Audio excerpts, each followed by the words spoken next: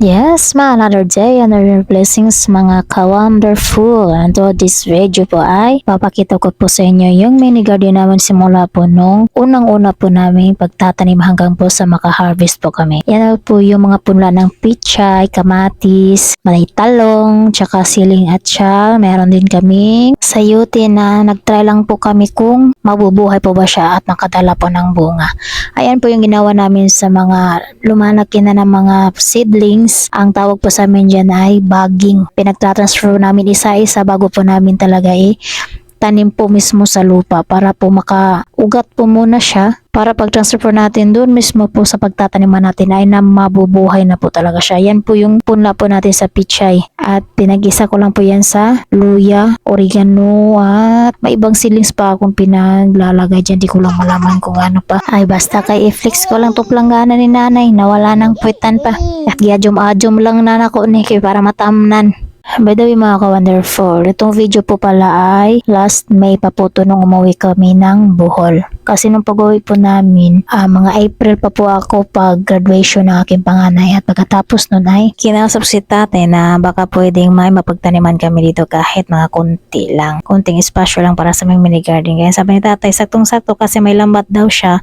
Naragdagan na lang namin kung may makita pa kami ibang lambat. And luckily po ay papunta po namin dun sa chewy ng aking asawa ay may nakita po kaming lambat na gamit ni Yugaming na nasira na. Kaya sabi ni Yugaming baka pwede namin hingin gawin lang namin pang bako dun sa mini garden. Kasi nga may mga alaga kami dito na baka hindi na yan mamulaklak kay kinain naman yung mga talbos. Lalo na yung mga bagong tanim pa. Ay naku talaga sure ball yan. Kaya mga talbos pa naman ang gusto ng mga kambing.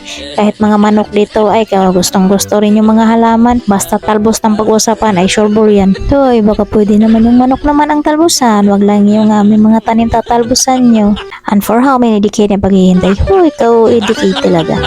Yan na po yung tanim namin na pipino na mulaklak na po siya. At yan po mga dragon fruit ay dati pa po yan, ilang years na po yan siya. Kaya lang hindi po makadala ng bunga. Kaya sabi ko ay tatay, try ko po yung naisip kong paraan kung makabunga po talaga siya. Ayan po yung mga tanim ni tatay na upo po. Siya po yung nagpunla niyan. Kaya gusto niya rin po subukan yung nabili niyang pangpunla ng upo kung ayon po ba sa panahon po na mabuhay po siya at makapagdala ng bunga. And guys, marami na po yung bulaklak sa ating pipino. Itong video po pala guys ay credited to may panganay po pala to. Siya na po yung nag-video niyan kasi nangumusta po ako kung kamusta na po yung mini garden po namin doon. Sabi niya naman, mag-harvest na daw po sila ng pipino. Yan po yung first harvest nila ng pipino guys. At yung iba mga pichay dyan ay pinagkukuha na po nila ni nanay kasi inuulam na po nila. And for the go, ang aming dragon fruit na dati walang bunga dahil sa eksperimento na isip ko, ayan, nakakain po sila ng dragon fruit doon. And flex ko lang po yung siling atsyal ko, maliliit lang po yung puno niya, pati yung talong, pero the best yung bunga niya, kahit mga bababa lang po siya. Ayun, ang bilis lang pong bumunga. Dami pa ng bunga kahit maliit lang yung puno niya. Pati yung kamatis. And the best yung upo ni tatay. Ayan na po yung upo niya. Malalaki na po talaga. At naka-harvest at hindi lang po harvest ay nakapagtinda pa po sila dyan. Libre ulam na mga ka-wonderful at kung may sobra man makapagtinda ka pa. Ito lang po yung labanan sa bukid mga ka-wonderful. Pag may sipag ka, may tiyaga, sure ball talaga yan, may nilaga. Gracias! Thank you for watching. Bye bye.